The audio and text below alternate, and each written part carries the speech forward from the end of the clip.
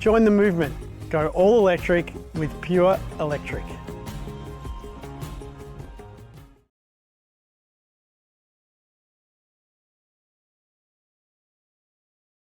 Enford acknowledges the traditional custodians of all the lands and waterways on which we provide our services. Enford is based on the unceded lands of the Wadawurrung people of the Kulin Nation, and we pay our respects to elders, both past and present. Enford's committed to honouring this deep connection to country by striving to minimise our environmental footprint and working towards sustainable practices that protect and preserve the land for future generations. I'm Jared Coyles from Enford. We're home energy and comfort assessors based in regional Victoria in the city of Ballarat. The house is a 1940s or 1950s weatherboard property in Mount Pleasant, which is a suburb of Ballarat. Ballarat's famous for something other than gold and the gold rush. I think it's pretty famous for its weather. So one of Australia's coldest cities and twice as windy as Melbourne. At Enford we use the Residential Efficiency Scorecard tool to perform an assessment of the house.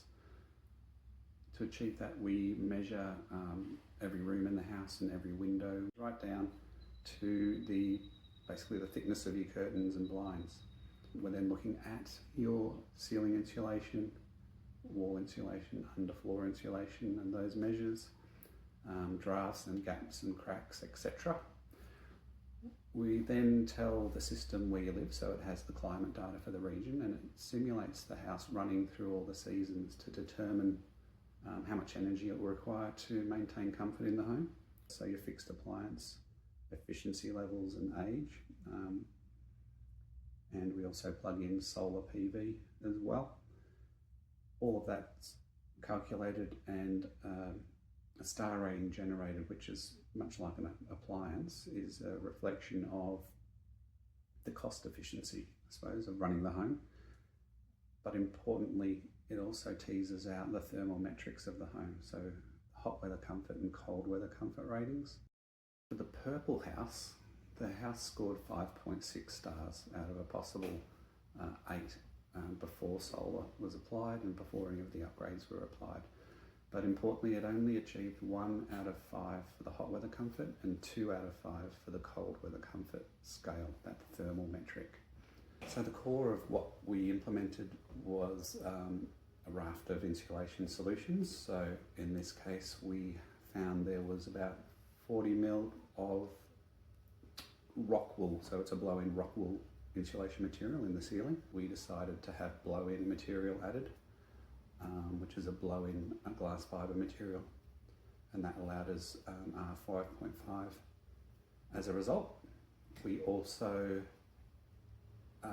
knew there was no insulation in the walls or under the floor, so Enford implemented underfloor polyester batt insulation to the whole subfloor, and we had Enviroflex.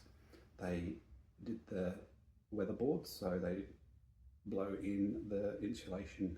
It's like a shredded batt material, you can imagine it being, and that's blown into the wall structure, and that creates a dramatic shift in the way the house performs. So combining all of those three together really sort of cocoons the house, and then implementing the draft proofing as well. We use a giant fan, industrial fan, and insert that in the front door or back door, and we basically depressurize the house or suck the air through the house and bringing the drafts to life. We did find the hidden drafts, so they're the things such as in this house, the bricks in the chimney were allowing a lot of air through, even though the chimney had been sealed. There was also drafts coming in through the pantry cupboard. In fact, the doors of the cupboard swung open automatically when the fan was turned on. But we usually recommend applying solutions to things like the access hatch in the ceiling. We apply a gasket around the edge of that. We also insulate it. There was things such as the return air grill for the ducted heating unit, so we sealed that connection to the floor off and ensured that was corked and completely airtight. We also implemented solutions to all of the floor vents, which were now redundant because the gas had been decommissioned. So we sealed those off. We actually bought new ones so they were nice and flat. Other part of insulation is your windows.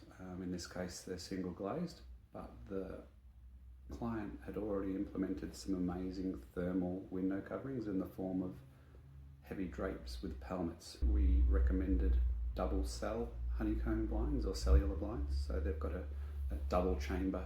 We also used a horizontal sliding honeycomb blind on the back door just for convenience, and just massively improves the performance. So some of this glazing was completely uncovered.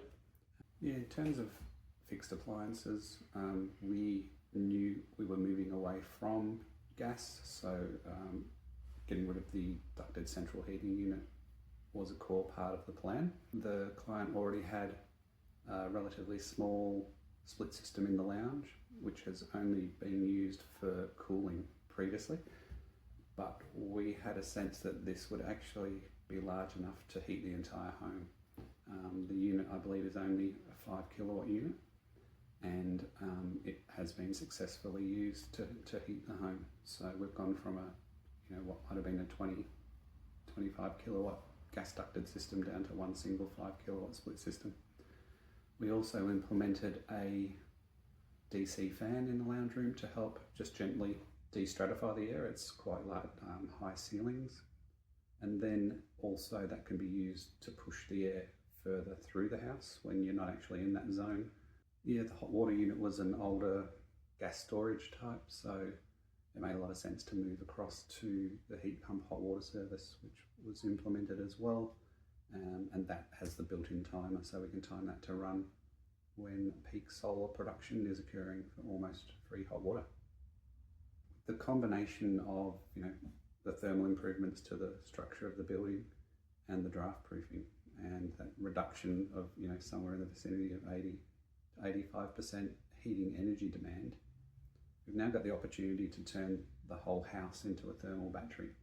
So the idea is you tune up your fabric of your home, and then you use efficient reverse cycle systems for heating and cooling. In this scenario, it's largely heating in Ballarat, and then you couple that with solar PV production. So you might set your split system to run using a timer during those core hours while you're at work.